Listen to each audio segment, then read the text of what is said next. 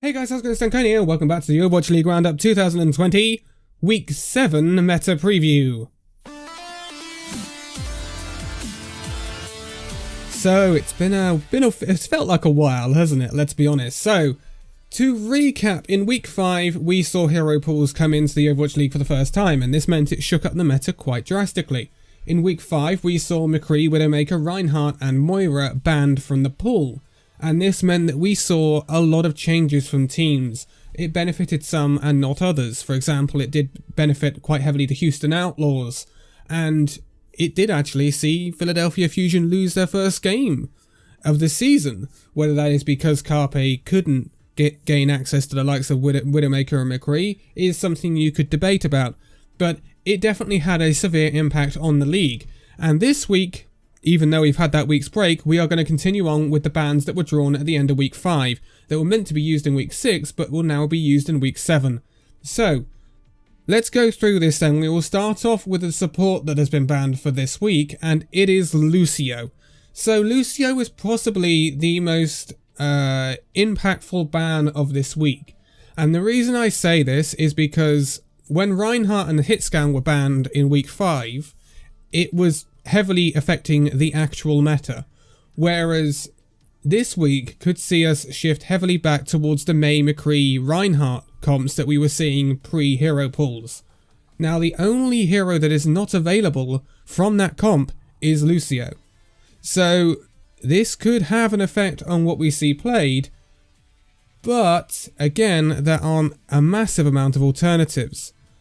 With Lucio being banned, I would expect a lot more Brigitte play. We saw that last week with Lucio actually being dropped in favour of Brigitte in a lot of cases because you didn't have the mobility that Reinhardt has.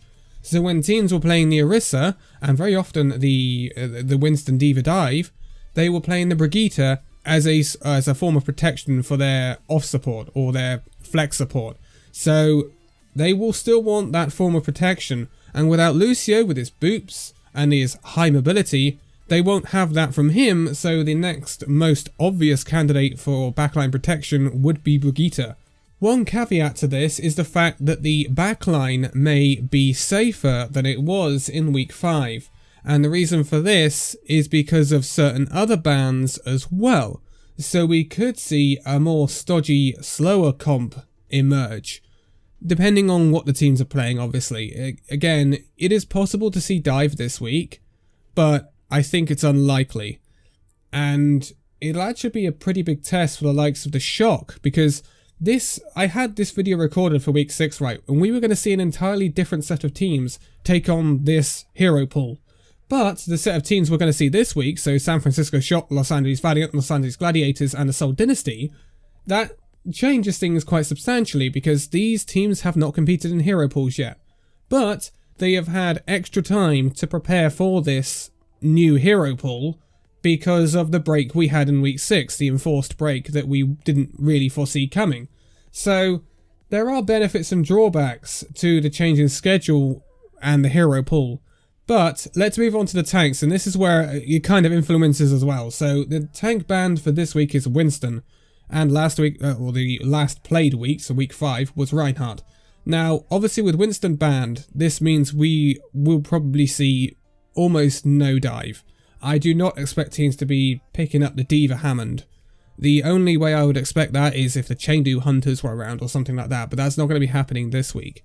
So I would not expect much in terms of dive at all, especially with Lucio out of the picture as well.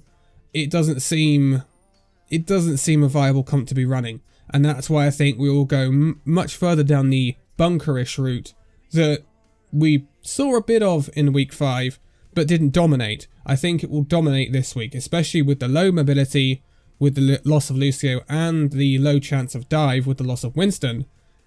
I think bunker is going to be pretty strong in Week 7. Now, this can have an impact because San Francisco Shock, when they played in the finals last year, they had to play a lot of Orisa, and this meant that they actually swapped Super out and played Smurf. So it could have an impact on who we see roll out for some of these teams.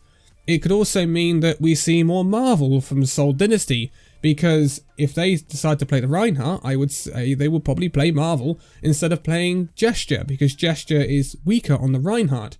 But if they play more Orisa, they will probably play Gesture, because he is a very, very good Orisa, as he is a Winston. But his Winston will be called into action this week. So it'll be interesting to see what these teams do in regards to this, but the general consensus is don't expect much dive, and expect quite a bit of bunker, and expect quite a bit of slow play, which is not the best, but it's only a week. We have to remember that. You remember double shield and all that, but it's only a week. Winston, Lucio, and the other banned heroes are going to be back for week 8 when we see an absolute megaton of games, and then we will see other heroes banned, possibly Orisa, especially now that the hero pool selection will be weighted on percentage usage. So that's going to be really interesting to see when that comes in for the week 8 draw, because that means the heroes with a much higher play percentage, which I'm expecting Orisa to get, it could mean that she gets a lot bigger chance of being banned. Although, I think the most likely tank to be banned next week will be D.Va, because D.Va is still incredibly viable in these comps. So, whether you're playing a stodgy sticky comp or not, D.Va's still really viable for that ability to shut down high ground. So, D.Va would be my number one prediction for the tank being banned in week 8. But moving on, and we look at the DPS, and this is where we see 2 heroes banned, because this is what we see in the Overwatch League. Yes, Blizzard, we see it in the Overwatch League, we need to see it in general play, please, thank you very much. So, Sombra and Soldier 76 are the DPS heroes banned for week 7. This is because we saw an increase in Sombra usage in week 5, because she was actually being used in a sort of dive comp. We were seeing a lot of Tracer Sombra. So, some teams were really favouring that, instead of favouring the Sombra Doomfist, which had been favoured previously by some teams, including the Toronto Defiant and the Houston Outlaws. So we saw a lot of Sombra Tracer at points, and Sombra kind of fell into that bracket and got banned. Soldier 76 we saw actually quite a massive amount of in week 5. The most common comp, I believe, was Soldier 76 Tracer, or Soldier 76 May at times. So Soldier 76 literally, he just slotted into that slot that McCree and Widowmaker vacated in week 5. Because basically, although when you've got McCree and Widowmaker in the pool, Soldier 76 will see no gameplay, because McCree and Widowmaker are just so much better in terms of time to kill ratio. So they can pop heads much, much quicker than Soldier 76 can. Soldier 76 takes longer to kill people, basically. And so that's why 76 doesn't get played. The same with Ashe as well. So with McCree and Widowmaker being back in the pool, it really doesn't matter that Soldier 76 is banned, because he wouldn't have seen playtime anyway with McCree and Widowmaker back. So Soldier 76 being banned is not going to have an effect on the meta whatsoever. He literally, it's going to do nothing. People are not going to be upset. Well, the viewers are going to be upset not to see Soldier 76, don't get me wrong, but the players, they're literally going to be like, well, meh, okay, fine. Like, it really doesn't affect us. McCree's back, Widowmaker's back, that's what we're going to play. And that is what they'd be playing if Soldier 76 was available anyway. So, it's not going to have a massive impact, and with the bigger impact here with the DPS is the other DPS being back rather than these DPS being banned. If you get what I mean. And we're probably going to go back to a point where we see McCree have a really high, I think he had about 60% usage in the first few weeks. So I think we will go back to a point where we will see McCree have quite a high use percentage, especially in stodgy comps. So I think, and McCree's going to be safer because he can't be dived either. So McCree, I think, will be one of the perhaps favourites to be banned in week 8, because he'll go back to having a really high usage once again. And also obviously May. This benefits May massively. The only problem with May is the fact that if we see a dip in Reinhardt usage because of the ban on Lucio, we might see a dip in May usage because May is very good at walling off your Reinhardt, and when it's an Orisa, it's not so effective because the movement isn't there. So we may see an increase or a decrease in May usage. I would still expect May to be pretty good, and I still expect her to be in the available for bans in week 8. But it'll be interesting to see what these teams come out with. And to be quite honest, it's hard to predict because we have not seen Seoul at all this season. And remember, Seoul have got god tier players like Profit now, so they could run some crazy, crazy stuff.